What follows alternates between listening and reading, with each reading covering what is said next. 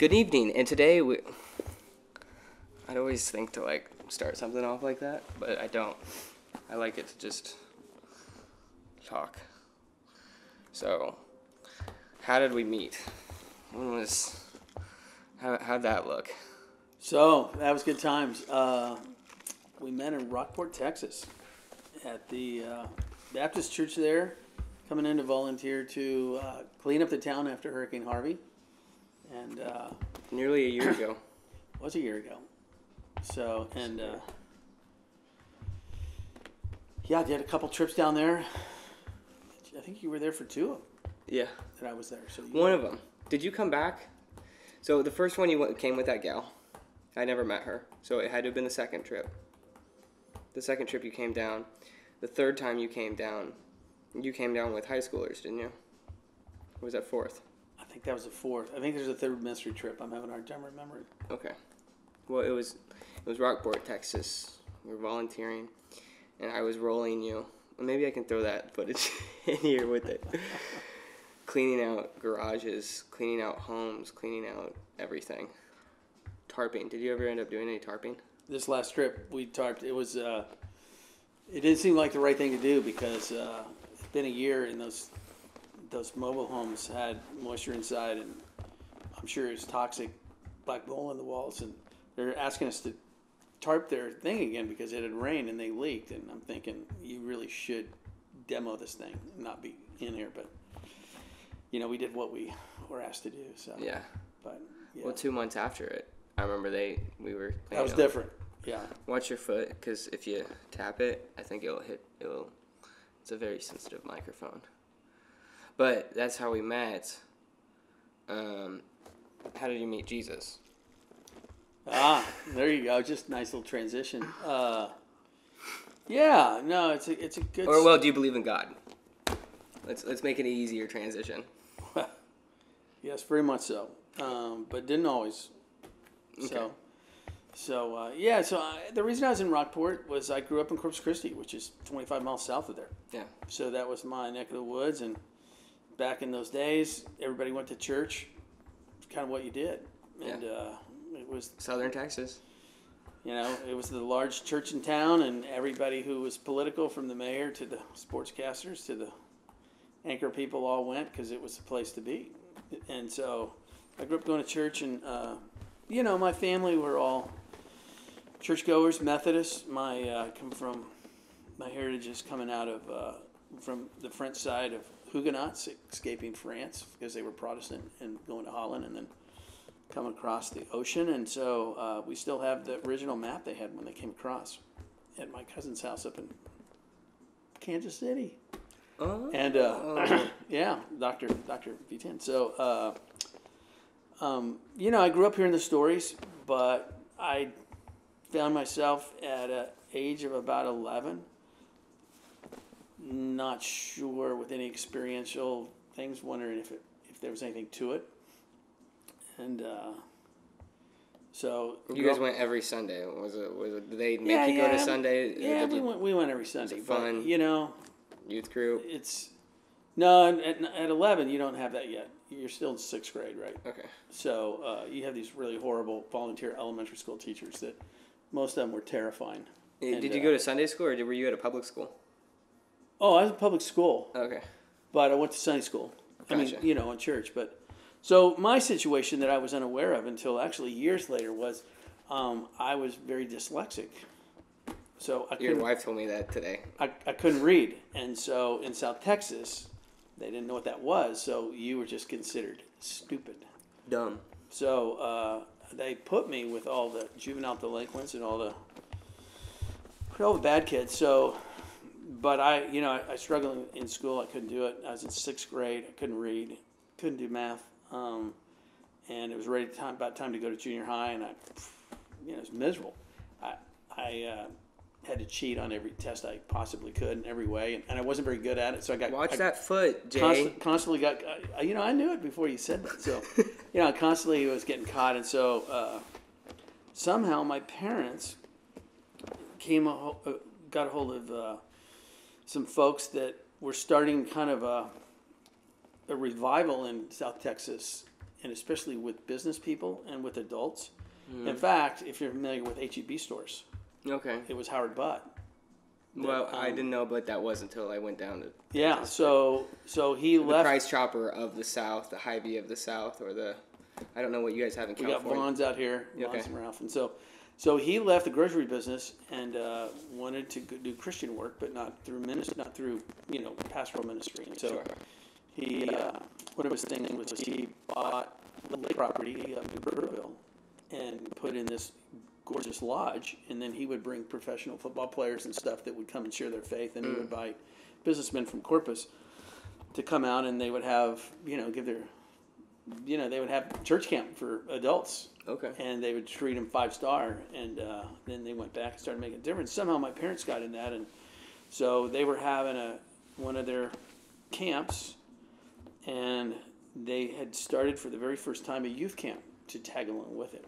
Mm-hmm. And so I was too young to go because I was only 6th grade, but my parents knew the butt, so they let me go. So I say that because I don't remember much about the camp because it was kind of over my head. Yeah. But I do remember being at a meeting one night, and the speaker was talking, and I heard him say that Jesus can do something with your life. And if you give your life to Jesus, Jesus can do something positive with it. And, at 11, I tried everything within my power, and I'd given up. So that night... Because dyslexia was still... And I didn't know what it was. And I really you were thought still it was considered stupid. dumb. Really thought, yeah. So, so that night, I remember I was, what time in the middle of the night it was. I remember I was on a bunk bed. I was on the top. I was looking at the rafters, and I actually said this. I remember saying this. I said, God, if you exist, then I'm talking to you. And if you don't, I was still smart ass. I said, if you don't, I'm talking to the rafters. I remember actually saying that. And I said, so this guy said you can do something productive with my life. So if you think you can do anything with my miserable life, it's yours. Yeah.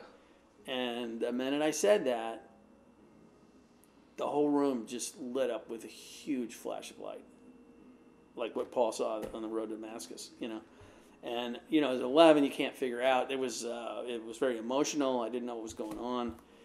Felt different. I remember kind of tearing up, have no idea what was going on. So I do remember the next morning jumping out of bed and going and looking in the mirror. I was very disappointed because I looked exactly the same. I was still the same ugly kid. So I was like, whatever. So, but something happened that night, and I didn't tell a soul. So, but until today. Until tonight. Not so much, but yeah. Sunday. So that was that was unique. I did not know at the time that was unique. I did not know. Later in seminary, when I was studying God, I saw God, if you could put God in a material form, probably the closest thing we could comprehend is light. Mm-hmm. And so I began to realize that I think Jesus showed up that night. Mm-hmm. I just didn't recognize him. But I started a journey. It got me to keep out of trouble. Hung with really bad hoodlum kids. But somehow I just always stayed out of trouble. I got into Boy Scouts, that helped. And my parents threatened to beat the heck out of me, so that helped. Because they did believe in Texas and punishment. And so I did. I mean, a lot of my friends, good portion of my friends didn't live past 25. So 8th grade, one of my best friends OD'd on heroin. One of my really good friends died in a car accident at 16. They all just kind of vanished. So, but I somehow missed that. And miraculously, somehow, my senior year in high school, I learned to read. So I couldn't get into college. I had terrible GPA. My SAT scores were abominable, less than half. But I had money. So I walked into the junior college, and I walked in with cash, and I said, I'd like to enroll, and I had them cash, and they said, okay. And I did very well. I made straight A's my first 2 years in JC. So I applied to 3 schools, got into all of them, decided to go out to a Christian school in Santa Barbara at Westmont, and then that's kind of launched me in California. But what got me through was I got involved in Young Life in high school. Okay. And in fact, the first Young Life club they ever had in Corpus Christi was at my house. My brother was 2 years older, so I started hanging out with Young Life kids when I was actually in 7th grade the next year. I started to hang out with Young Life kids, went to Young Life camp, worked at Young Life work camps, and so began to kind of build my faith. But which was like we had like Young Life in Kansas City. It was like be like campus life, be like university. They met. They like pulled people. Did they pull people from specific high schools or just high schools around the community? So Young Life was really geared when its inception to go after the cheerleaders and the star football players, thinking if you get the most beautiful and the brightest, that they'll attract other people. Yeah. And then where their ministry took place was at their camps. They spent a lot of money and built all these camps all around the United States. So they take these kids who didn't know anything about Jesus off to these camps, spend a week with them, introduce them to Jesus, and then come back and then get them in club. Yeah. So it was a very good organization. The one thing they didn't know how to do is then plug kids back into church. Sure. So a lot of my Young Life friends. Well, you'd go to it and it'd be like ecstasy. Church, yeah. It would just be. Yeah, and church didn't match up. Yeah. Yeah, so they hadn't gotten into the youth ministry business in church. It's similar with like Kanakuk. Are you familiar with Kanakuk? I know my brother. Yeah, that lived in Tulsa for a while. His kids went to Kanakuk. I went to Kanakuk for 9 years. Yeah. Loved it. That's how I learned how to mountain climb or rock climb, mountain bike. It's crazy. Yeah. No. But whenever you come back huge home, reputation. Then it's like like. What do you plug into? Well, you find the coolest, bestest friends ever at that camp, and then it's like they go back to Colorado, they go back to Texas, they go back to Iowa, and you go back to Kansas City. It's like you try to stay in contact, and especially back, there was no Facebook, there was no social media. Did you stay in contact with any of these people? Well, no, really. When Corpus was such a small town, all my friends my age, when they graduated from high school, they all went away to school. There was only a junior college in Corpus. Okay. So 90% of the people I knew left and went to University of Texas. They went everywhere. They went to Baylor, SMU, Tech, Colorado. I mean, they all took off. So. But like the Young Life, you were working with Young Life kids, right? Well, then I became a Young Life leader. Okay. Yeah, so early on, I became a Young Life leader. So this was like 19... So that would have been 1974. 1874? I graduated high school in 72, so 73, 74, I was Young Life leader. Okay. And then I came out... So this was definitely before Facebook? Yeah. Yeah, big time. Before cell phones, if that makes sense. Before cell phones? Yeah. So, yeah, absolutely. Okay. So Young Life was kind of, and I was good at that. It was good working with kids. But I went out I was a surfer. So the other thing that's interesting is when I was 11, not only did I meet Jesus, and it changed my life, I got my first surfboard when I was 11.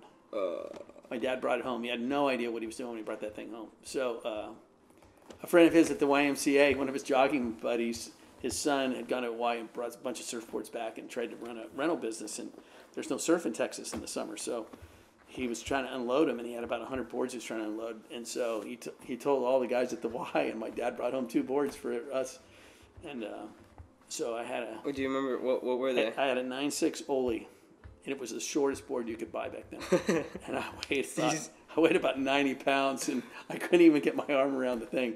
But you could stand up on your first try because it was like standing up on a boat. Oh, okay, so it's still a longboard. It was 9.6, man. Okay. Yeah, that's almost 10 feet. That was huge. Oh, okay. And, and I was... Well, the first time I ever surfed was on that board that you showed me down there. Yeah, like very that short. size. Yeah, real short board. Little different, yeah. Oh, yeah. And I'd snowboarded and skateboarded, but... I learned it's a whole other early beast with whenever it's a short board versus a long board. Longboards are so much easier because they're stable.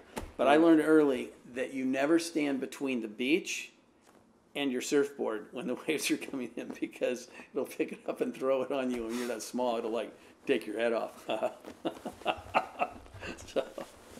So and that you learned that the same year. So I started surfing. Paul was, I don't know why I was trying to segue that, but I tried. So yeah, surfing and my faith became the two things I was interested in, and so when I had an opportunity, I wanted to get out of Texas, and because the surf was no good. Yeah. And so I went out to Santa Barbara, and I went there because I had met a Young Life guy that had gone to Westmont, and so I transferred there, and of course, only to find out that he had transferred someone else's junior year, so he wasn't there. So I actually got there and didn't know a soul, but the surf was good, and so it kind of made a lot. In Santa Barbara. Santa Barbara. So that's down San Diego. So Santa Barbara is 90 miles north of LA. Okay. That's where the mudslides were recently. It's funny because I know what I've heard of Hollister clearly because of the story, but Hollister, Huntington Beach, Los Angeles. So Huntington would be Orange County. Okay. Orange County. Yeah. Santa Monica would be Los Angeles. Okay. Hollister Ranch would be north of Santa Barbara. Okay. Right at the tip of Point Conception. It's private. Okay. You can't get in there unless you own property. Gotcha. Is there like a Hollister Beach? At Hollister Ranch. Okay. Yeah. You can't. Yeah, and I learned when I moved to Santa Barbara, I'd find guys and they say, "Yeah, I own property at the ranch," and they'd say, "Yeah, I'll have to take you sometime." And I learned it's just like being in LA when they'd say, "Let's do lunch." Yeah. I had no intention of ever taking you. Yeah, let's do lunch. Because I'd been in LA and I learned that. Hey, let's do lunch. Yeah, sure. Oh, yeah. It means get out. Call my secretary. Yeah, get out of here. That's funny. But I think I know now more cities in the state of California than in the state of Missouri. Because there's none in Missouri. No. There's Jefferson City and Kansas City. Oh, what else I told you about what were the ones I told you about? Mizzou. No, I told you about Liberty, but what else were the other ones? Oh gosh, they were terrible names. Like one to the Kearney. north. Yeah. Okay. Kearney and one to the south. Yeah. Math capital of the world. Yeah, I didn't pay attention to that one. I decided not to go there. I'm not even gonna say it out loud. I feel like I'm gonna. Don't do that. Hey, just say the meth capital of Missouri, because there's some pretty 2010. I think that it changed. I know it changed, but there was one other one that I told you. It was just Kansas City. You couldn't remember. No, I mentioned Kansas City. Okay, all right. I'll give it to you. I said I know. 2 points. Yeah, Jefferson's. Okay, so you moved to Santa Barbara, and then you got plugged into Young Life. No, that was in Texas. I didn't get Texas. plugged into Young Life. Santa Barbara. Ever again. That's right. Seminary was Santa Barbara, right? No. Yeah, no. So Santa Barbara I served. I discovered there was less reading in biology, so I became a biology major. It was pre-med because my family's got a bunch of doctors in it. And so I'm named after my granddad that was a doctor. So pre-med was pretty hard. I graduated, and man, I just needed a year off. And so I got an offer to go work in the oil fields with Conoco in Texas. So I went back, spent a year working in Conoco, which I made a ton of money. It was really good. It was a great experience. I was glad I did it. Back to Texas. So I inventoried every lease that Conoco owns in the state of Texas. So I saw the whole state. Okay. I was doing some inventory work for him. And but after a year, I had to get back to California. But then my buddies had left Santa Barbara and they moved to San Diego. Okay. So I came back to San Diego, and they were in law school, but they started a side business of flipping houses. Yeah.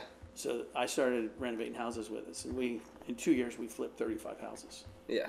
So and then, is that too much detail? I mean. No. So you're because I don't know a lot of this because the only parts that you told me was like how you met your wife.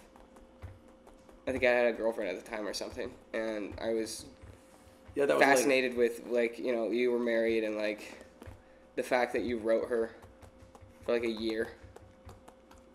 I was writing my girlfriend, and I was like, oh my gosh, we're like totally best friends at this point. Yeah. So she was from San Diego, and what got me in San Diego was I was living with 4 guys in law school, great guys. They all did drugs all the time. I didn't do drugs, so that was kind of disconcerting to me because if the cops came to our house, I would be thrown in jail with the rest of them, guilt by association. So, I was looking for options, and I had been going to Mexico. I dedicated a day of my life to drive people down to the city dump in Mexico where people lived, and we would work with the poor kids. And a guy I worked with down there had just graduated from seminary in Boston, and he said I should go. Mm-hmm. So I had the time, I had the money. It was a good chance to get away. I couldn't find anyone to date, so I thought maybe I had better luck in Boston. So I went to Boston on a whim, kind of the same way I went to California. Yeah. And so then that's the story with Donna. She asked me out on this date 3 weeks before I moved. Yeah. And so by the end of 3 weeks, we were pretty serious, but I was pretty committed to my year. You were going to Boston. You made year in school. So I. She probably wouldn't have been attracted to you if you would have stayed, But you were a man of, I'm doing this. I'm going here, and I'm already set. I just met you. I'm going. I'm sorry. I just see so much of me in you. That's all. Because Boston was fantastic, but my heart wasn't there. So yeah, I discovered they had just opened up a new seminary in San Diego the year I left. So I came back and. But you went out to Boston for how long? It was a 3-year degree, so just 1 year. Yeah. Then I came back and I finished up in San Diego. And this one right here? No, that's Catholic. Okay. There's one out next to San Diego State University. There's a church out there, and they have a seminary that was attached to it. They actually closed their doors this year. They don't exist anymore, but they've been. It's hard to believe. In existence from. Seminary in California closing their doors. Well, they're all going. What do you call that? Online. Oh. Interesting. Yeah. Well, a lot of seminaries are doing that. People don't want to take 3 years out of their lives anymore, and they don't want to spend the money. I feel like those who go to seminary. Maybe I'm just plastering a judgment over all who go to seminaries, but they're more introverts. If you're going to ministry, I hope you're not an introvert, unless you're going into teaching. Yeah. Conwell, where I went, was very academic, and I would say... To say that introverts more so do online than where an extrovert would love to go to like a classroom full of people instead of... It's all about money. Yeah. I guess it's okay. Not that many kids more have affordable to get online and the kind of money. I mean, the dollars have changed, man. When Westmont. Well, you also have to get a new place. Westmont was very expensive when I went there. Right now, it's like. Did you live on campus or did you live in a dorm? Well, I started, but it was a little stifling. So my buddy and I, he's from Santa Cruz, my roommate, my buddy. We lived in. You just keep talking. In an apartment on the beach. What was his name? Dave Mars. Dave Mars? Dave Mars, yeah. So he's the guy that you went to... Yeah, to watch the football games with on the first, yeah. No, we still golf once a week and hang out. Our kids are the same age. So, yeah. I'm still listening. I guess we can kind of edit this part out. So you hadn't heard my story about my conversion, had you? Mm-mm. Yeah. I don't tell it a whole lot. I hadn't heard George's either. I hadn't heard anyone's that I've sat down with yet. Yeah, it's interesting how when God really does show up in miraculous ways, how people often don't talk about it. Because I had a miraculous healing, and I shattered my thumb joint skateboarding, and I didn't tell a soul for 9 years. Yeah. I was scheduled to go into surgery. It's radical. They said I'd never use my thumb again. And I called my uncle who taught at Mayo's Clinic, and I said, man, who do you know out here? So he had me get this guy that worked with all the football players. He lived in Santa Barbara, and he scheduled me in as a favor to my uncle. And you have so many connections. I envy your connections, like the weirdest, like. And I showed up for surgery that morning, and he said, I want to take one last X-ray. And he came in, and I remember going to his office. He threw the X-rays down, and he just started swearing at me. He's like, "What did you do?" And I'm like, "Dude, I don't know. I don't mean to piss you off here. I have no idea." I had no idea what he's talking about. And he goes, because the night before I'd been at a Bible study at Westmont. It was by one of the professors, and they asked for prayer requests at the end, right? And I said, I kind of like a prayer request. I have a surgery tomorrow. I didn't tell him what. I just said, I have a surgery tomorrow, right? Yeah. And I said, on my hand, and the professor, he didn't believe in miracles. So one of the kids said, well, let's pray for healing. And this big argument broke out whether God healed or not. And so, I just was like, whoa, time out. I go, I just don't want to die on the table with the anesthesia, okay? Just pray that I don't die. I mean, I'm not worried about this, but you guys are nuts. Just pray that I chill out, come out alive. And so that's what happened. I went home. I got up the next morning. I was pretty stressed about surgery because they told me that I would have maybe on the best surgery, I would have about 40% usage of my thumb. Oh. And so on my left hand, I was left-handed. So I was skateboarding drunk and I hit a concrete post. So anyway, just shattered it to millions of pieces. And so the guy threw down the X-rays and he goes, "Look at that." And I was biology, and I looked it up and I didn't know what to look at. And I'm like, "What am I supposed to be looking at?" He's like, "What?" And he goes, "Bend your thumb." And I went, and he goes, "Look at that X-ray." He goes, "There's no break there." He goes, "What did you do?" And I go, "I didn't do anything, I promise." And he goes, "What did you do?" I said, "I don't know. I had some Christians pray for me." And he goes, "Get out of my office." And I went out. I was shocked. And I didn't tell anyone for about 9 years about that. Wait a second. And I didn't even tell my buddy. People said, "How'd it go?" And I went, "Oh, good." You know why? It's because anytime you talk about your blessings, blessings don't mean anything. And I mean, when I say anything, I don't think, when people share their blessings, I don't think they mean anything if you don't tell the back end of the story. So if you tell that story to anybody, first of all, it's going to be in a church. Second of all, you're going to have to tell them that you were drunk skateboarding. I honestly think that's one reason why I didn't talk about it, because I felt like I didn't deserve it, Yeah. So. Well. But. Do we deserve half the things that we receive? We don't deserve any of it. You're right. Yeah. But, you're 20 years old. You don't know anything. So. Okay. So. I know that all of that is going to be in it. So. That's, what other miracles have you seen? Because the only miracle I've seen miracles. I mean, the time that I was. I'm only sharing this right now because it needs to be shared on tape. And I'm sorry, I'm going to step up in front of you right here for a second. But I looked everywhere in that church for somebody who could translate the forms that people came in. And their home was destroyed, right? Yeah. Then they filled out the paper, whether they needed tarping, whether they needed the mold removed, whatever they needed. Right. But they didn't have it in Spanish.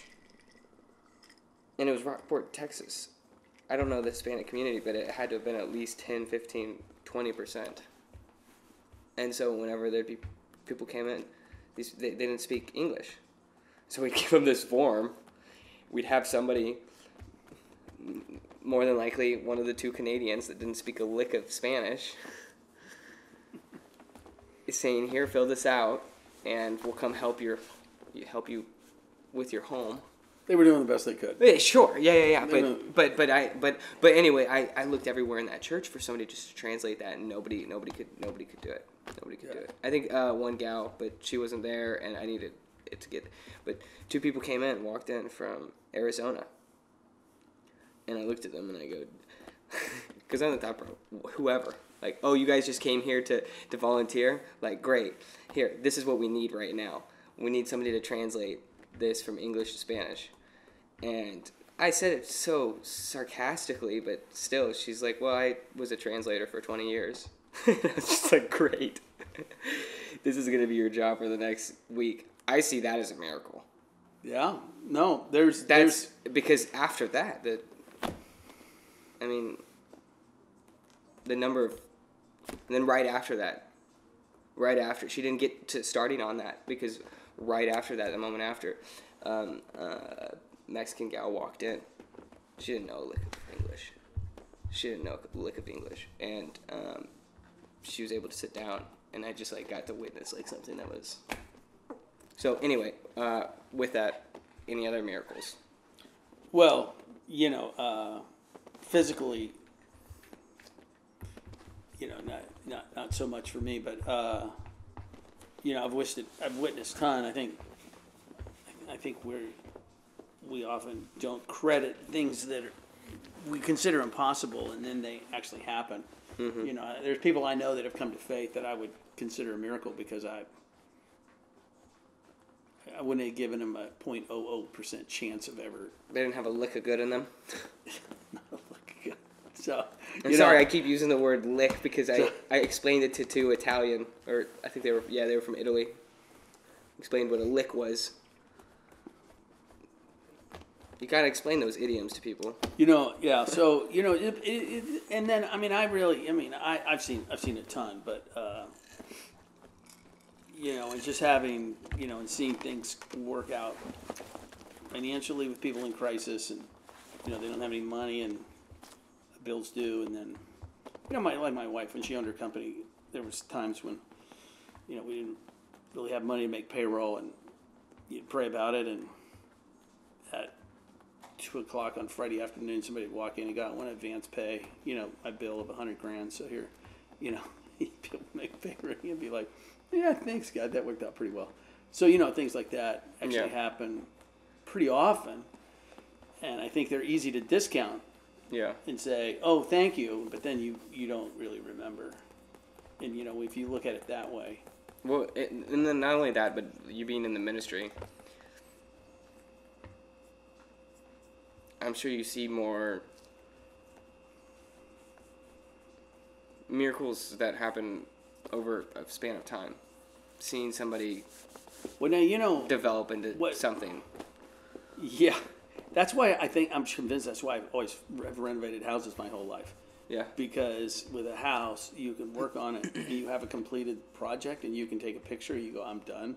With people, whether it was kids, especially as a youth pastor, never done. Never done. Yeah. You think you're like close to done, and they just blow up. So, you know, you're just like, even adults. So I think that's why I liked objects that we could work on, and, you know. Yeah. There would be some completion. I don't think there's any completion on us until we get to heaven. So yeah, but whenever you're doing house renovation, I mean, you told me about renovating your house, and I looked around, like, it's not perfect. There's a I just wanted to tell you that your renovation wasn't perfect on camera, so you didn't kill me. You know what? For the price I paid, yeah, pretty good. Yeah. No. Not only that, the return of just being able to walk around and be able to. Yeah. I'm in the same boat as you. I'm actually partially why I'm looking forward to going back to Kansas City is so that I can walk into that and be able to get reminded that for like a month and a half of already working full time, I was spending part time to renovate the place. Yeah. Yeah. But anyway, back to the main topic. Which was? Jesus. Oh, okay. Yeah. You had moved to Santa Barbara. You told me about meeting your wife. What else is there in the story that is something that is like you haven't told anyone? Well, you know, I think... other than the light. Actually, I want to know more. Wait, did you have something in there? Well, I was going to say, you know, you say your stories. I think more people influence us than we think. You know, I think if you look back and say, why am I as strong in my faith? Who's responsible for helping me grow in my faith? Rarely is it one person. Yeah. Usually it's, when you really look back and you look at the different things, 20 or 30 people, probably instrumental in different things. You know, just kind of helping you really grow. In Santa Barbara, I went up there and had to deal with some really challenging situations, and I had some retired pastors that came alongside me, you know, that were just awesome. You know, you talk about miracles. I'm going to use my example on Sunday. Al, this old guy, he's classic. He was 88, and he's fantastic shape. He flew to Florida, and he was working on another doctorate. This guy was in the business world. He was what do you call that? I don't know, director of like Santa Barbara City College, but he had his seminary degree, and so he was in the business world, but he also was in seminary. So he helped me out in one of the big transitions, and he was fantastic. And I remember he told me that he knew this couple that was in India, and they'd been missionaries. He'd support them all the time. And then the guy died, and the wife stayed, and she was kind of older, and she got sick. And he got this email saying that, she was really sick. So that Sunday, he was preaching, and he said to his congregation, he goes, we've been supporting these people, and so if you'd like to stay after church, we're gonna pray for her. And he said they prayed till 3:30. Well, she came back home a couple months later, and they sat down and compared notes. And the very time that he ended church and started praying, they had pulled the cover over her head and declared her dead. And she sat up and she goes, "Somebody's been praying." And they looked, and it was the time. So you tell me that she was declared dead, and then and until 3 in the morning, and then like 3 and Al's church in the afternoon in India, she that exact same time when they were spending those 3 hours praying. And I don't know if I buy that. I got a lot of stories like that, man. If you have a hard time with that one, you probably have a hard time with miracles. So yeah, that stuff happens a lot more than people think. No, I do. It's hard for anybody to believe that. That's insane. I don't know. If God stands out outside of time and is not restricted by the bounds of physics that we know, what would be hard for him to do? Period. Yeah. Not like that, but it's just there's 5 senses, right? 5: sight, touch. I'm not gonna. Our whole faith's based on like a guy that came back from the dead, so that shouldn't be like a real stretch for us. I get that. Yeah. I guess of course, difference is all those guys like Lazarus, they all died again, and this lady died again. The difference is Jesus didn't die again. Yeah. He. So in fact, unless you are raptured at the end, everyone's going to die. Yeah. At least once. So. Do you think that's America's biggest fear is death? I think they're so consumed with materialism they don't even think about death. It's hard. Maybe when it actually comes in their face. I think a lot of people died so suddenly that. You think it's just the biggest fear is thinking about death? Because you can run away from that thought. I think our biggest fear is fear. Our biggest fear is fear. Because we fear what might happen, when might happen, how. Death is just a portion of like the things that consume people with fear. I didn't actually think about it until just now, but how we were talking about the Old Testament is like action police, right? And I don't think we even use these terms, but I'm going to use them. The Old Testament being action police, and then the New Testament being thought police, with Jesus almost being more strict. He said, none of these laws, but then. Oh, okay. I was hard time tracking where you're going. I know where you're going now. I'm going. Yeah, Okay. You said adultery, but do not commit adultery with your neighbor, and then the New Testament he says do not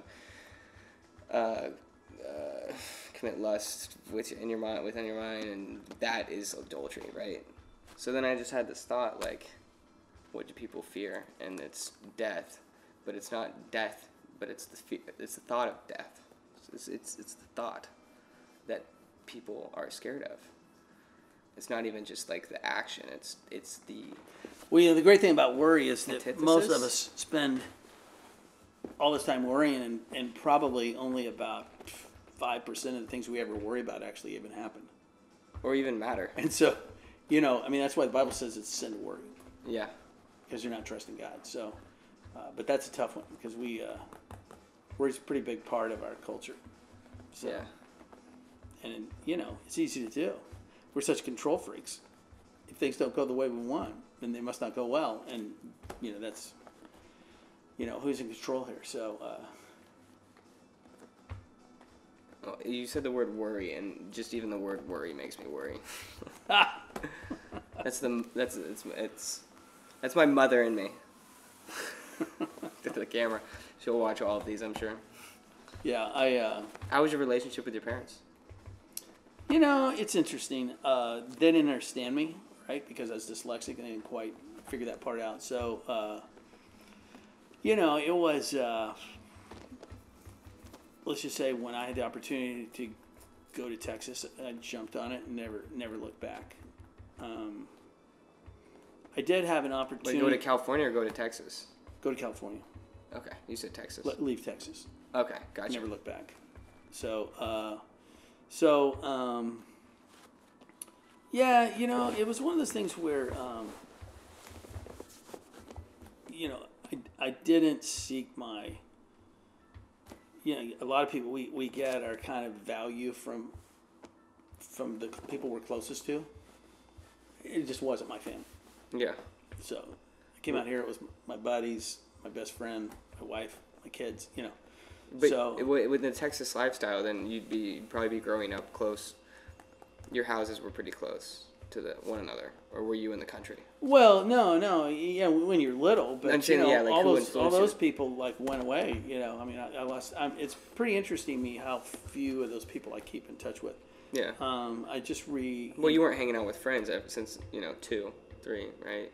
Well, no, all through elementary school, you all have your friends. And, yeah. And they're pretty close, and same, your neighborhood, same kids in elementary, same kids in junior high, same kids in high school. Sure. You kind of know, but then. Graduating class? Yeah, I didn't really keep up with too many of them. How many were in your graduating class? It was Ray High School. It's pretty big. Okay. 900,000. It's pretty big. 900,000? No, 900 or 1,000. Oh. It was a pretty big class. 900,000. Yeah, no. No, it wasn't a small school. It was a high. Yeah, anybody in Corpus knows Ray High School. It was, Okay. Interesting. So, but I served, and I think there was only about 6 of us in the whole high school that served. So I didn't get that close. I didn't engage in any sports. So my community was my surf buddies. Yeah, that's another reason why you're kind of my spirit animal. Is because I snowboarded. I was a snowboarder in Missouri, Kansas City. Nobody, at least at that time, and I'm sure surfing got more popular throughout the years. I'm sure if you go down to Corpus Christi, every kid, everybody and their surfing cousin surfs. Yeah, surfer, yeah, or wakeboarder or something. But in Kansas City, snowboarding. That's interesting. I'm finding out that I'm more and more like you. Where do we differ? I'm even getting gray hairs. You just gotta wait on that one. Yeah. No, it's coming. I'm not rooting for that. You just gotta give it a little time, and that one will come. I'm not. That's a gimme as long as you just keep around. I'm not pushing for that. But you said you went to Europe for 5 months. Oh yeah. That was good. It was good for my wife. So we got married, and she had never really traveled anywhere outside. I mean, her parents were Texans, and she'd been to California. She was in California, but her family was, both her parents were outside of Corpus. Actually, Rockport, right where we were. Okay. I mean, if you remember, her cousin worked for the city there in Rockport. Carrie, I'd always go down and have lunch, dinner with her, and then she's got an aunt that lives in Portland, and so she's still got a lot of family down there. So she'd been to Texas and Oklahoma and maybe Arizona, but nowhere. So when we'd been married a little while, I graduated from seminary, and she was already working in sales, and she had this big job. She just quit, and we put everything in storage, and we just packed off. We flew into Tel Aviv, I guess, and we backpacked. We did Israel for a couple weeks, and then we went to Egypt. Spent 21 days in Egypt. I've seen every pyramid ruin in Egypt. Went down the Nile all the way, and then we went to Greece, and then Italy, and then all of Europe, and then went to Scandinavia, and then down to Ireland and England, and then back home. So that was a pretty good trip. And she's told she said a number of times that it was the confidence that she gained on that trip that gave her the confidence to be who she is, so where she could when she started her own company. Yeah. And to do those things, she probably would have never had the confidence to do that. But it's like, hey, if you can go travel Europe and not only have fun, but she wanted. Whose idea was that to go to Europe? Was it yours? Yeah, I had been wanting to surf the world, so I've been wanting to travel, and we didn't make that a surf trip, but we had, she was excited about it. I had friends that had gone. It just seemed like the right thing to do. Yeah. A lot of people were traveling to Europe back then. That was, early 80s. It was still, America was still pretty well liked by most people. Yeah. So traveling today is probably a little in different. the Middle East wasn't dangerous because you were an American. It was just dangerous because it's dangerous. Sure. Now it's like you wouldn't dangerous for Americans. You wouldn't go to the same places in Egypt that we went. Yeah. I'm trying to think whether or not I'd put on some kind of, if I went to the Middle East, thought I'd speak some kind of, I don't know, either an Italian or like a German or Russian accent. One of those few. If I'd be better off, but Europe. What else is there? Yeah, no, traveling's really good, and we had opportunity, and then in her business we were able to. She won a bunch of trips. We got free trips all over. So yeah. So really, it was good, and then we were able to take our kids a little bit, and so traveling is kind of one of the things we like to do. I remember a trip that I went on with my dad did sales, and he'd win trips here and there. Yeah. And Atlantis. Yeah, I've been there. You went to Atlantis. Well, I didn't stay there, but I've sailed around there. So I've been to the how you walk through the tunnels and all the aquariums and stuff going down to the. Did you take your kids there? No, that was Donna and I think we're on we'd won a cruise and we stopped there. So spent a day. If there's like anything, I know I don't have kids or anything like that, but my goal in life after I have kids, if I have kids, like that next goal would be take these kids to Atlantis. So there was a kid I had in my youth group at Solana Beach. Yeah. And his parents had gotten divorced, and his dad was the head chef at Atlantis. So when I was there, I was trying to figure out how to find this guy's dad. I thought that'd be cool. That's funny. But we kind of ran out of time, so. I couldn't quite get him. Yeah, I had a pretty good opportunity. When I was in Rancho Santa Fe, there was a guy who was a scientist, and he was very wealthy, and he owned a 53-foot yacht. In fact, when you come up the stairs, there's a picture of the sailboat right there. Yeah. That's his yacht, and so he told me that he left the church when he was in high school because he went to his pastor and asked him some scientific questions in God, and the guy just was, world was created in 7 literal days and blah, blah, blah. So he left the church. He didn't come back till he was in his 40s. And he said, I'd like to take you as a spiritual director, and I'd like to you handpick me 5 high school boys, and let's take them sailing for a week in the Caribbean. So I did that for about 4 or 5 times. And so I got to see all the islands down there because of that. So he said he feels like... that makes me feel like my life is like really... And I feel like I have a pretty sweet life, traveling from Kansas City to Colorado to California. But you get to go sailing. I've actually never gone sailing.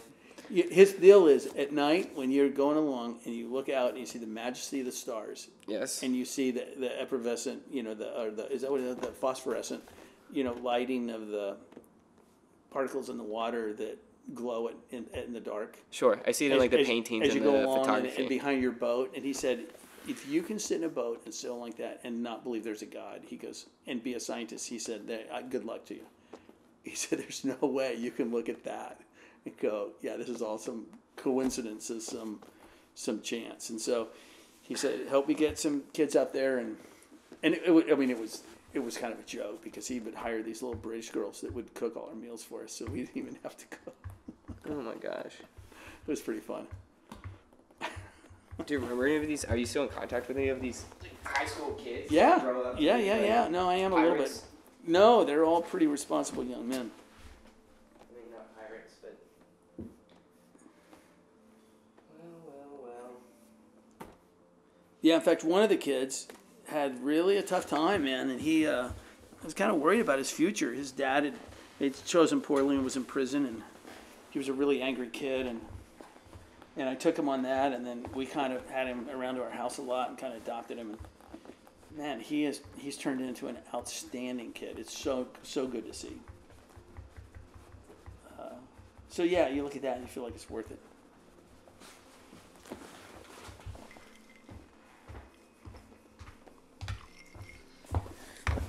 So I don't know how we're going on this. Is this? I honestly, I think because I still haven't edited it.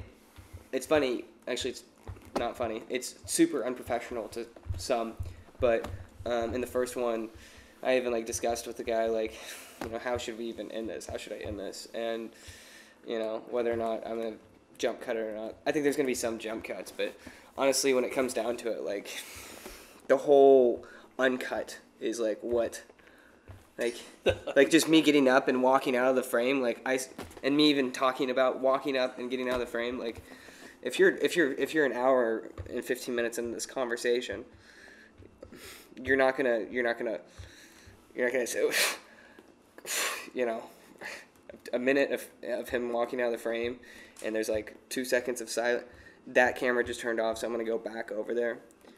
They've got 5 minutes of this.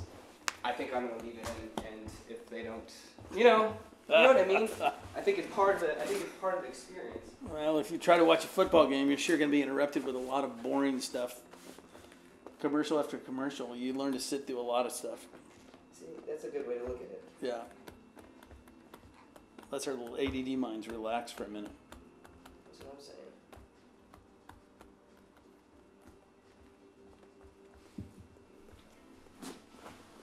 And one of them, the guy I talked to, the whole thing, the main frame of him wasn't even a focus. But a lot of this, I'm taking these and I'm going to be putting them on podcasts. So if you don't watch them on YouTube, you listen to them on the podcast. They're more to be listened to than watched. But I think that there's some people who, like for me, there's a lot of these kind of talks where people sit down and have discussions, and I started watching them on YouTube. So like Rubin Report, Joe Rogan, Ben Shapiro, Sargon. There are a lot of political figures, not really figures. I mean, they're all on YouTube, but they'll sit down and have these kind of discussions, these dialogues, especially like Joe Rogan. I don't know if you ever heard of him. I've heard him, but I don't know a lot of time. He gets more hits than Fox and CNN put together. It's just unbelievable. You know what I mean? Like, just unbelievable. Yeah. And so whenever I saw that, I mean, he had that discussion with Elon Musk. Okay. And like in 2 days, 2 million people tuned into that on YouTube. There'd probably been something like 5-10 million downloads on through the podcast. I'd hold your breath on thinking that's going to happen after this. No, I know. I don't intend on happening at all. But all that to say is that I used to watch Joe Rogan. I used to watch Rubin Report. And I used to watch these people. But then it turned into where I just listen to them. Just tune into their podcast. So I see it as that. People want to watch us talk, then they have the opportunity to watch. I mean, are you the type of that guy who watches and listens, or do you just listen? I mean, do you watch and listen? Watch and listen? Yeah. I don't do my wife's totally into audio tapes and stuff. Yeah. I'm not so much. Audiobooks? Yeah. Not so much. Which doesn't make sense to me.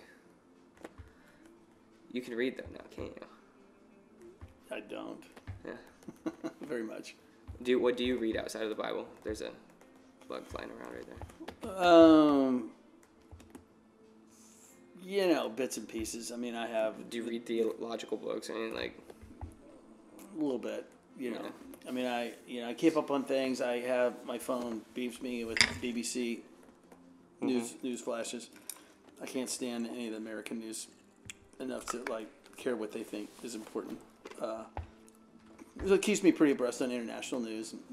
They're pretty good at tracking a little bit of American. So yeah, it kind of reminds me of the time that you were going to surgery, and you asked them to pray for you, and they started having this argument about the healing. Yeah, pray if prayers can heal. It kind of reminds me of the news today. Yeah. Look, I just want to know if that park is going to be open so we can go up there and take a sunset shot Yeah, by the way, for any viewers, I told him we have this fantastic state national park in San Diego at the end of Point Loma called Cabrillo National Park, and there's a lighthouse out there, and you can look back at the city and out. And so I was so fired up to get there before sunset, and we come screeching up to the gate, and we forgot it's closed because the government shut down. Nice. It's like, oh my God. And then I proceeded to take out. I'm gonna break that rule. That camera,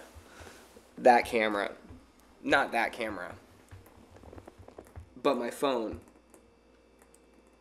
And only one of the three captured the sunset. But that's why I do it.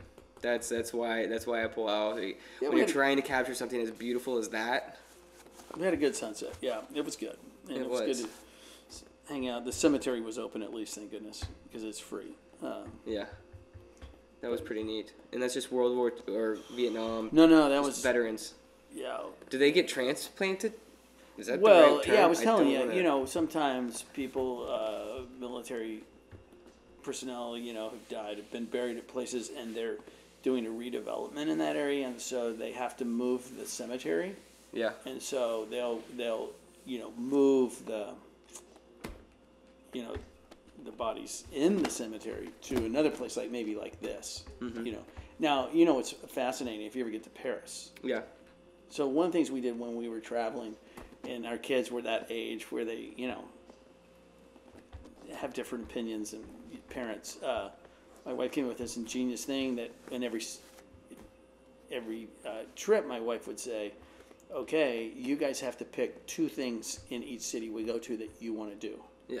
And then we'll do it. So that engages them. And then they pay more attention when you're doing the other. So we're in Paris, my son's like, I want to go see the skulls.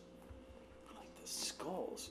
Yeah, the underground canyon, the miles and miles of the skulls. Yeah. The skull tunnels under Paris. Okay. It's not catacombs? It's not the Louvre, It's like the catacombs. So we're like, okay. So we buy the tickets, and you pull up to this obscure part of town there in downtown Paris, and you go down these stairs, and you get in line, and you go through.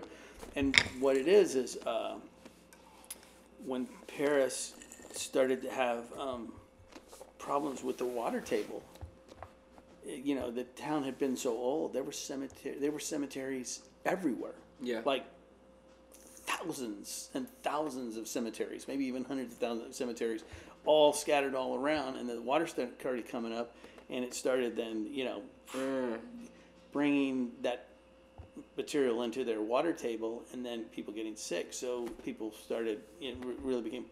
So if there were more. So what they did was they got together as a city, and they dug up every cemetery, and they took the skulls, and they placed all the bones and the skulls in this long underground tunnel that goes this for place that miles your and son miles. wanted. Your son wasn't like 9 or 10, was he? How old was he? Nah, he was probably in high school. Okay. So, it's fascinating because you think it's like eerie, but it's not eerie. It's actually really reverent. The guys that built it did such a phenomenal job, and you'd come in and there's the whole wall of bones and skulls, and it would have like a cross there, and then it was like so respectfully done. It was amazing, and it's one of the most fascinating things I've ever seen. It's just bones, human bones that are just. Yeah, from the millions of people they dug up. Really? That had died, had been scattered all around, and then they never had any problems with water pollution after that again. And I should know the name of it. I mean, you could Google it and say, what's the place called with all the bones under Paris? What did your daughter want to do? I think I'd rather. Man, I'm not good at this. She jumped on that same one. My one. wife can tell you instantly what she chose. Man, that's a long time ago. I can't remember. It didn't have to be the same one, but another trip. Did your daughter choose something like parasailing or something? She mostly would kind of pick artistic art things. Okay. She's an artist, but she's a world traveler. I mean, she's just in the last couple of years, she went to Vietnam by herself, and she's been to, I don't know, India. Have you been to India? No, Donna's not really too fired up to go. She's not really too fired up to travel to difficult places anymore. India is, I hear it's not the safest place to go. No, they were with her boyfriend's company, which I guess I won't say, but they provided a bodyguard for her when she would go out. So. Oh, okay. Well, that's nice. Yeah. So she didn't worry. I'd go anywhere at that point. But then again, I don't think I need a bodyguard. But yeah, probably not. You're probably okay. I'm glad you didn't laugh at that. Thanks. Built me up a little bit. Cool. So Europe, kids, Jesus, seeing the light. Are you sure you saw that light? There was a light in the bunk bed. Were you on the bottom bunk or the top bunk? Top, and it was as bright as any lightning strike you've ever seen, but it lingered. It was. Are you sure it wasn't a lightning strike? Yeah. Yeah. No thunder afterwards. Sorry. Yeah, no, it was pretty interesting. I didn't know how to filter it, honestly. I just I didn't know what to do with it. The only reason I say that is, actually, if I had $1 for every time I started a sentence with, the only reason I said that. And then you wisely stop. Is that what you're saying? Yes. Because you realize. No. Yeah. Exactly. Probably better not finish that sentence. No, but George saw a beam of light. So, I did this sat down with George. We just drove in his truck for like an hour and a half. And he told me his story, but part of his testimony was a beam of light. It's interesting because I'm finding some kind of weird trend between each person. And I don't think it's by any kind of coincidence either. Something from each person that I've sat down with, the next person that I sit down with. And if you watch these, then you'll be like, whoa, that is something. Do you believe in coincidence? I preach, yes and no. Yeah. Yeah, it depends on what they are. Yeah, if it's, you roll snake eyes twice in a row, yeah, it's coincidence. But, if or won that game. But certain things, like that gal we sat down next to in the whatever we call that place today, the Kansas City. Mm-hmm. Kansas City, whatever it was. KC Barbecue. Top Gun. I was talking to her and knowing where she was from, and we were talking about, people we knew that died in the mudslide and stuff in Santa Barbara, and she said, "Wow, this is amazing." She goes, "This is more than a coincidence that I'm talking to you today." And yeah. So you tell her to come to church? She lives in Ventura. Oh, okay. That's why she knew. How far away is that? It's only like an hour? Ventura is 25 miles south of Santa Barbara. So it'd be 60. It'd be 65 miles north of Los Angeles. Okay. So Ventura's it's more than it's like an hour and a half away then. From here? Yeah, 2 hours. No, it's like 3. Okay. 3 plus. Okay.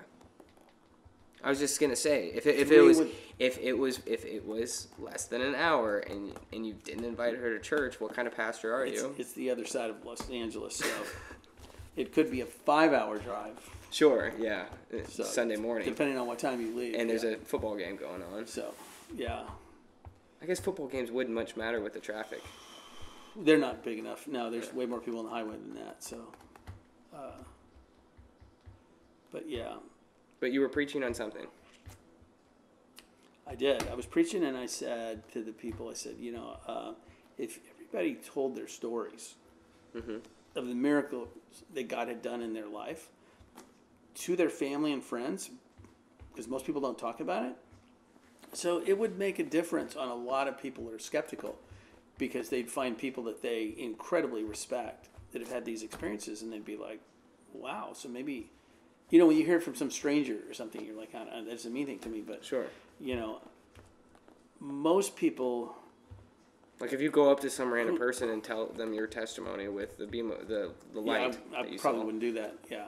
Because they don't... It wouldn't, yeah. They don't trust you. They don't know who you are. But there's a lot of people who've been people of faith, been Christians for a long time, have incredible stories, and they don't talk about them. And then their kids, they go, my kids don't believe. It'd be like, what did you ever talk about? I mean, that's why the Jewish tradition passed on so incredibly, because, they were told to tell their stories, the stories of the Exodus, and the other story. You tell those, and you tell them to the next generation, and so it passes on. And Americans, for some reason, we're kind of humble, and we feel like those religious and private, and we don't tell those stories. And it would make a big difference if people knew that, like, your grandfather had miracles happen in his life that he credits only to Jesus. I mean, you might think twice then about saying that Jesus stuff's a bunch of garbage. Yeah. And when I was a youth pastor for all those years, one of my goals was to try to make sure that I could put my kids in an environment that they would experience God personally at least once. So whether that was on a mission trip, whether it was at a camp, whether it was, on some event, some service event, it usually would happen out of context. It usually wouldn't happen on a Sunday morning. Virtually never would happen on a Sunday morning. It had to be some place where, they'd be right. And if you could, because it's hard to deny that. If you've experienced God personally once, even if you're then removed now 20 years and it's hard you can't deny that fact. Yeah. That God showed up when you were asking him to. And so it makes you uncomfortable to claim that you're agnostic at that point in time. Sure. And I think that we have this, like, preconceived notion. I'm going to try to multitask. I think we have this preconceived notion that miracles, that great acts of kindness, etc. They happen in the church. Like people being saved, like all these things, they have to happen inside of the church. Yeah, they rarely happen inside the church. Church is where you go to worship. Church is where you go to give thanks for God for doing those things like in your life somewhere outside. Fellowship even. Like, well, really, church should be to go to worship God corporately. Yeah. Why would you have churches so that the people of God can gather in unison and give God the praise he deserves corporately? I mean, everything else you can do on your own or in a small group, right? But you can't do that. So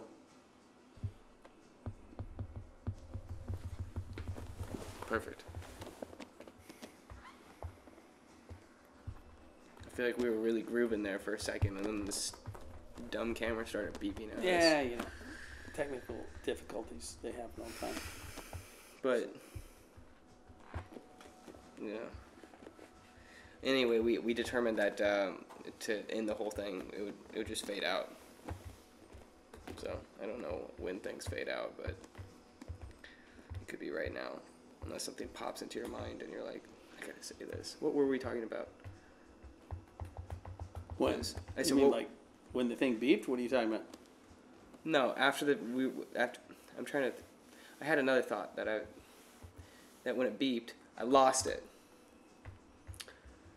It wasn't just the fact that people have this preconceived notion that everything holy happens inside of a church. There's so much more that happens outside of it. Up here, while we're sitting here, chatting. Or down on the beach when you're surfing. Or wherever. But there's one other thing that popped into my head. When you talked about telling your story. And that, that's why Judaism traveled the way it did, is because they does. You got to keep that current text. Yeah, that's sure. That's a sure. Is it an active verb there right now? The story, they would tell their stories to their grandchildren. They would tell their story to their kids, and I think I asked you about this yesterday, but no, I asked George about it.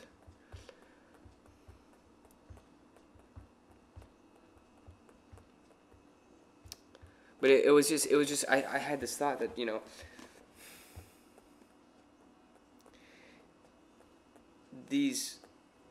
the Bible was written down. It was turn it into a book. Okay, holy book. Okay, we got this, and mass produced. Da da da da.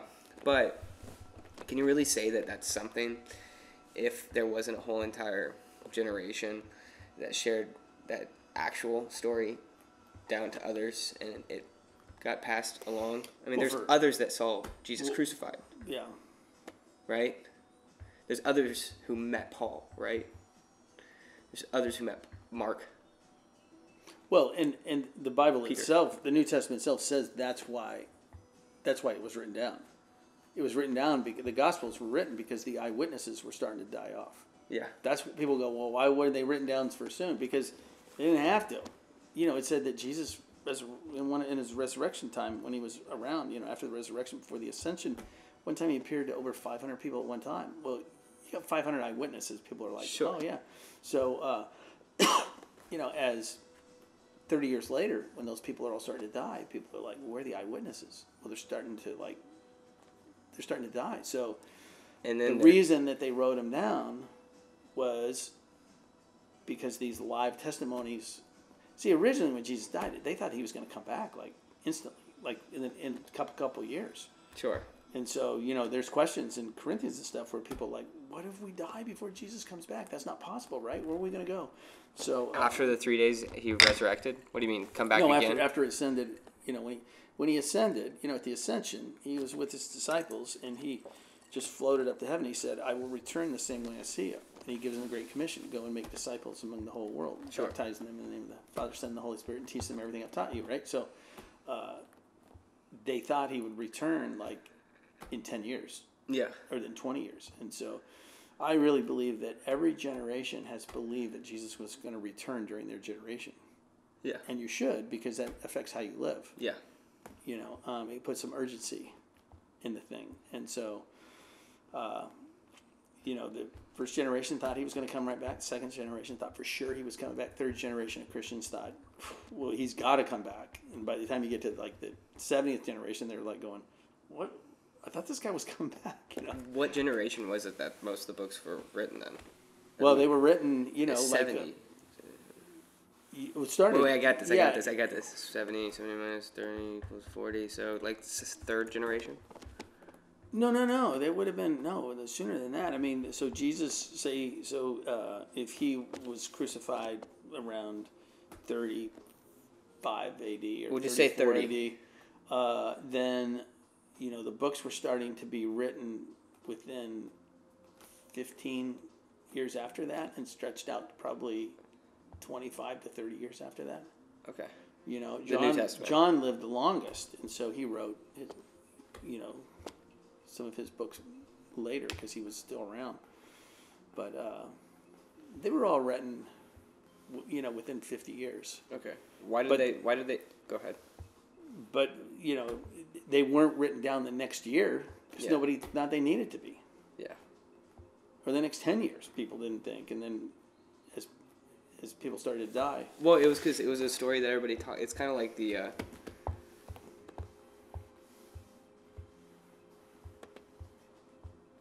don't know. I'm trying to think of something to compare it to, but it's like, it's kind of like the story of Jesus. Yeah, not much you can compare it to there. So, are there any other? Do you Lord of the Rings? What about it? Do you like Lord of the Rings? Do you like any of the? No, I love the movie series. Or like the. It was a long book, so I couldn't afford to read it. But no, I love the series. Witch in the Wardrobe. C.S. Lewis, yeah. He did both of those. No. No, he didn't. He didn't write Lord of the Rings, but Lord of the Rings, both of those were. Lord of the Rings was written, as a result of World War II. Yeah. And what I love about it is, World War II, for a while there, it looked like the good guys were going to lose. Yeah. And a lot of people died. And so, in Lord of the Rings, the good people, a lot of them die. Yeah. And it looks like they're going to lose because that's exactly what happened in World War II. Yeah. Just, but in the end, England was kind of victorious. And so it's the analogy of World War II. I mean, he kind of wrote that as kind of the the spiritual battle compared to the reality, physical battle that England faced during that time. Yeah. You know, and we forget that. We get disappointed if we're Christians and somebody dies, and we're like, it must not be true. It's like, yeah, since the beginning of time, you know, Christians have endured a lot, and oh yeah, Jesus said you would. So Do you? Because so C.S. Lewis believed in. Well, he was an atheist until he was, I think, almost 50 or something. 40. He was in his 40s or 50s before he came to faith. But he was more of like a Calvinist. Well, not really a Calvinist. I say that, but whenever I say that, I mean that he more. No, where am I going with this?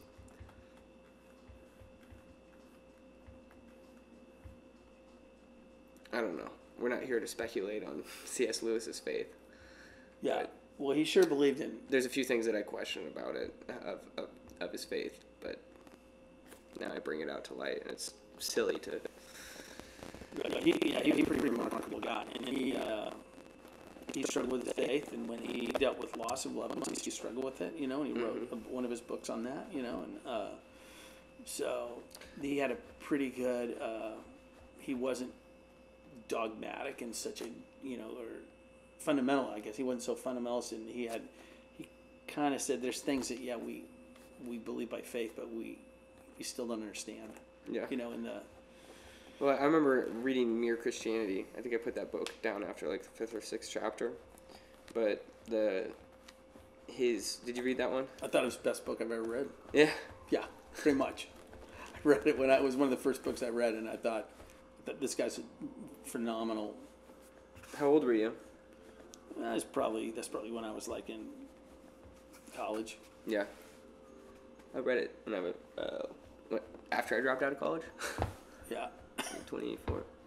But thought his arguments were pretty compelling. Yeah, well, for me it was like, oh, and I still struggle with it. I mean, we all do, but is that seeing it logically and seeing it biblically, and then taking the two and like, okay. Well, see, I thought Lewis did a marvelous job at that. Well, yeah, that's what I'm saying. Is that Yeah. I never, you know, I'd always, he wrote down things that I had always thought. Because, oh, interesting. Yeah. You know, the whole idea with the rock. Like, how can you understand what a rock is thinking, and like, yeah, the way he laid it out. I was obsessed with him for a little while. I listened to like the not really obsessed, but just wanted to hear more of his works. His radio show. He had some radio show during World War II. Yeah. I thought that was just that. Did you ever hear those? He read Mere Christianity over the radio. I mean, the reason why that book was written was because World War II, he pretty much took all of those points and he was saying them live over the, I don't know if it was live, it was radio. But yeah, right, over radio. Yeah. Those same topics that are laid out in Mere Christianity, yeah, he was saying over the radio to Britain. Or where it was that he lived. Britain, London, England. London. So I got a great story, London. Although I'm going to say, yeah, the guy I really respect these days is, you know, I think Tim Keller is kind of a equivalent of a modern day C.S. Lewis theologically. He just is fascinating how he is able to. He's so brilliant. I don't know who he is. Yeah, you should figure him out. You know who Jordan Peterson is? Yeah, I've heard the name. Yeah. I don't know what. He's more, and I guess you can give me kind of on the spectrum of Tim Keller, but Jordan Peterson, he's more philosophical. To some Tim degree. Keller's a pastor of a church in New York City. He's a PCA pastor. Okay.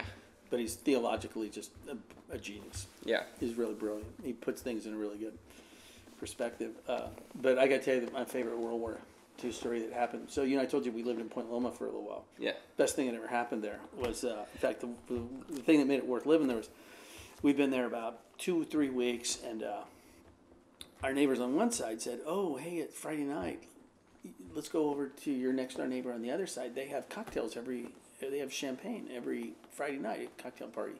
So come join us. The whole neighbor, anyone's invited. So we're like, okay. So we head over with them, and we go in, and there's the couple that's there, they're pretty old, in their 90s, it looks like, right? And then their kids are there, and our friends next door are there, and so, they have hors d'oeuvres, and they have champagne, and we're sitting around and kind of talking, and they're fun people. And then Donna sits down next to the lady, and she's like, "So, Jenny, tell me about this, champagne stuff. How long you been doing these Friday night champagne parties?" And she goes, "Oh, since the war." And which war might that be? And she said, "Oh, World War II." And she's like, "Oh, tell me about that." And she said, "Well, I was a young girl when the war broke out, and I think she was from St. Louis, and she said I was really good at math, and so I signed up to be a code breaker. And so they sent me to London." Okay, so she said, "Yeah, I was a young girl from St. Louis, and when the war broke out, I was really good at math, and so I signed up to be a code breaker. So they sent me to London to work there to be a code breaker, and I'd been there just a couple of weeks, and they came in and they said that the ambassador's assistant, something happened, and she had to go back to America, and so could I double duty? Could I be the ambassador's assistant and cute young little American girl, right? And then do my code breaking?" And she said, "Okay." So she started doing that, and of course there were tunnels that ran underground from one Whitehall to the U.S. ambassadors to all the important places, the war room. So she was taking some stuff from the ambassador someplace one day, and she was going through the tunnel, and there was this man sitting on a bench, and she saw him, and he said, "Hey, cute little American girl, come over and talk to me." And she walked over, and he goes, "Do you know who I am?" And she goes, "Sir, you look a lot like Winston Churchill." And he said, "Yeah, I have for a long time." And he goes, "Tell me, my dear." He goes, "Do you like champagne?" And she goes, "Sir, I've never had champagne." He goes, "Well, I will teach you." And he opened up his jacket. He pulled out 2 flutes, a bottle of champagne, had her sit down. And as she said, over the next 2 years of the war, we had many bottles of champagne together.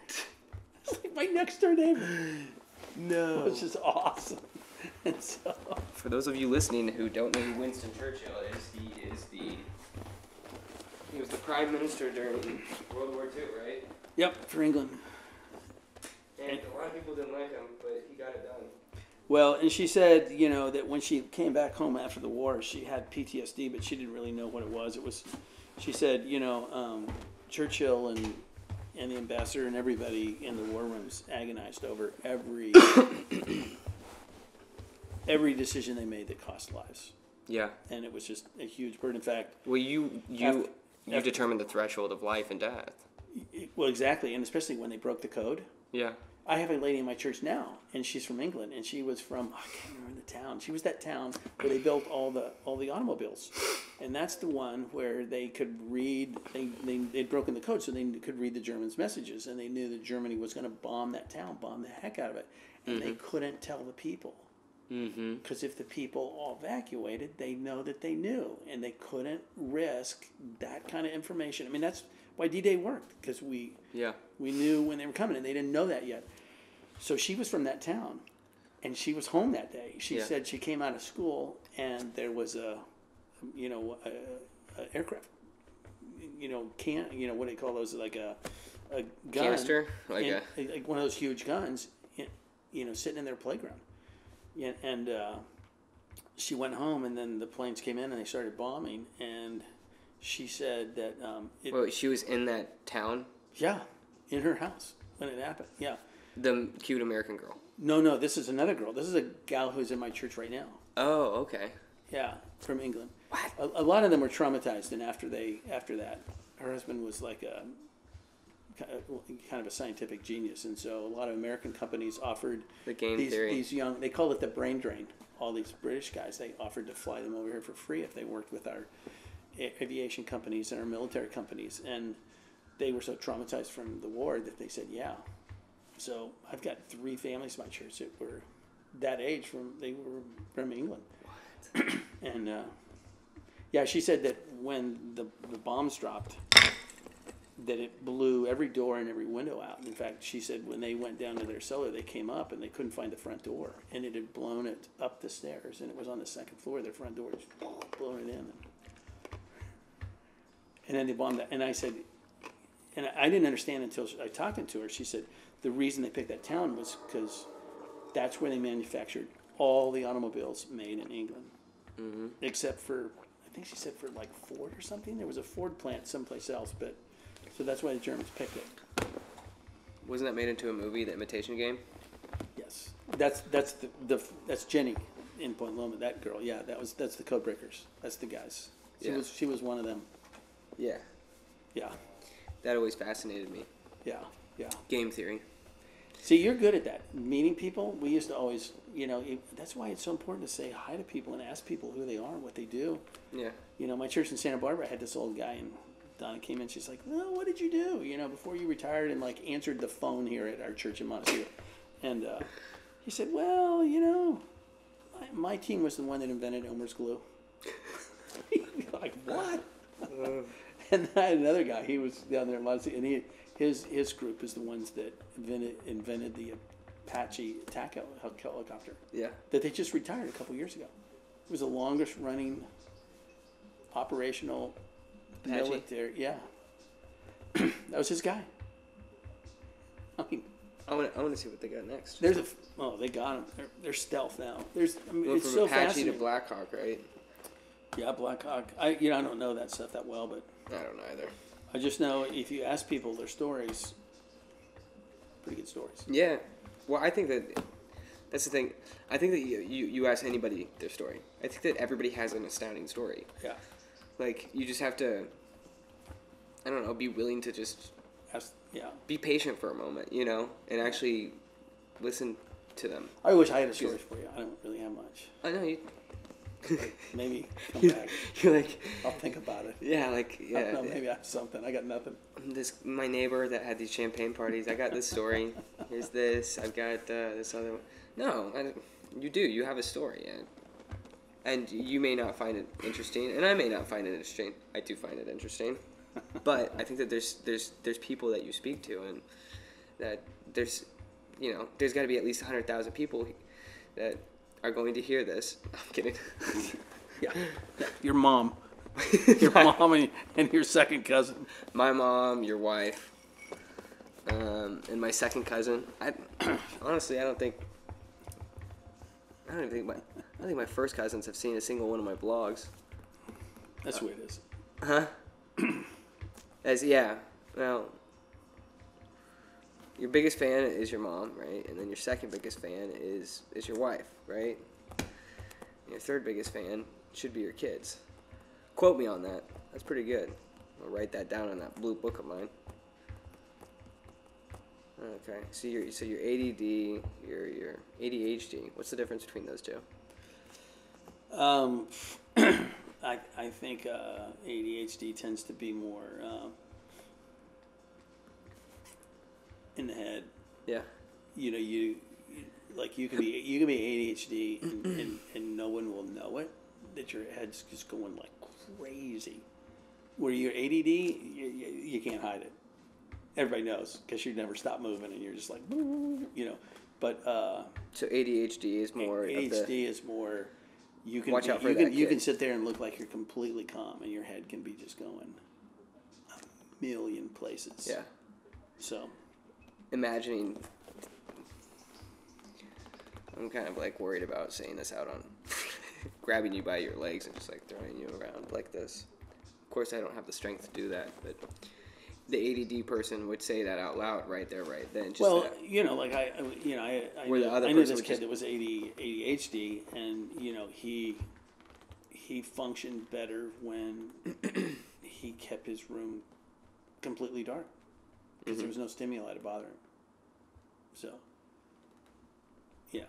Drove his parents nuts. His parents would be like, why do you always keep your room dark? Wait, so he just worked with a little light or something like that? Well, no, he turned the light on, but not the outdoors, because I think he had like the sun coming in? I think he had views like this. Okay. So, there's just a lot going on outside, so. Okay, so not having, I get it. Yeah. Get it out. Yeah. Now that I think about it, I kind of worked. I remember whenever I was younger, I don't know whether it was elementary or middle school, I hope it wasn't high school, where I would make like little tents and I would work on homework inside of them. And that's just because you enjoyed tents. That doesn't mean anything. It just means Either that or it just made... that just means you just like camping. You should just wear a little creative kid. Shoot, I've been taking... I'm going to work in my tent today. I've been taking Adderall, Ritalin, and Xanax for all these years, and I just like to just go camping. Well, it was a theory, okay? May not have helped me stock, so... I'm joking. I don't take any of those. Anyway, I think you have to drive how many miles tomorrow? Like a whole bunch of... How far is it to Albuquerque? Oh my gosh. Honestly, it's not going to be bad because it's a 10-hour drive, I think. Yeah, nothing. Piece of cake. It really is. I mean, when you really think about it, I mean, like, I made the 4-hour drive down to Wichita, and then after that, I had about a 10-hour drive to Steamboat, and then from Steamboat, that was a 12-hour drive to Reno, and then 4 hours to San Francisco. I meant to stop at just the 12-hour drive to Reno. Yeah, That was tough. I've driven a few times from here to El Paso because I had a friend in El Paso I'd stay with. Albuquerque. Do you have any friends in Albuquerque? My cousins used to live there, but they don't live there anymore. Dang. So I don't know. 10 hours, 57 minutes. And that's right now. I like Albuquerque. Albuquerque's pretty. It's a mile high. It's up in the air. Mm-hmm. It's one of those. Surrounded by mountains. It's a pretty place. I've never been to New Mexico. So there's been a lot of places I've crossed off my go-to. I've never been to Utah. I've never been to Nevada. I've never been to California. I've never been to New Mexico. You'll cross those off your list. Yeah. I'm missing everything to the north. From San Diego, South Dakota. It just says the initials on the map. South Dakota, on over to Oregon, Washington, North Dakota. Yeah, it took me to get married before I hit 50 states. I had 48 down, but I'd never been to Hawaii or Alaska. And then I went on my honeymoon to Hawaii. Okay. And then she went a free cruise to Alaska after we'd been married a couple years. So by what age did you go to every state? Let's see, probably it was pre-kids, so probably by 32. Mm-hmm. That's pretty good. But what was good was I'd been to 28 by the time I was 18. 28? 48. 48 by the age of 18. Yeah, pretty much. My parents were psychotic. We drove. You know those old movies about how like people used to drive in station wagons, all over the United States and camp out in state parks. We did that every summer. We would travel for a month and we would drive to a different quadrant of the United States. What did your parents do? Well, my dad worked for Conoco. He drove all the time, and then so we'd do a family vacation. It was easy. You just stay in state parks. It didn't cost you any money. You just drive. And so one year we would go up and do all of the Southwest, and next year we'd go up and do all the Northwest, Idaho, Montana, all those, Washington, Oregon, and then next year we'd go up to all the way to New England, and then next year we'd go down to Florida and hit all those, and we. So you didn't mind the drive? They didn't. Did you have brothers and sisters? They never ask you that question. Well, yeah, I know. They'd say, "Get in the car, we're going." If you look at old movies of guys my age, I mean, that's how America traveled, man, back in those days. Yeah. You just pour all the kids in. Well, you know why? Is because they the things that it was inexpensive. That's why. No. And gas was about 13 cents a gallon. Okay, sure, but you know what I told my whole family. I think I said it face to face to my dad or my mother, but people used to make that trek with wagons. Yeah, but only once. I get that, but somebody made that trek, and my whole justification. It kind of shows you how miserable life was where they were, wasn't it? Yeah, it sucks. Yeah, yeah. I think it's a good thing they all didn't stay in Kansas, huh? It's funny. I think it was George this about this comedian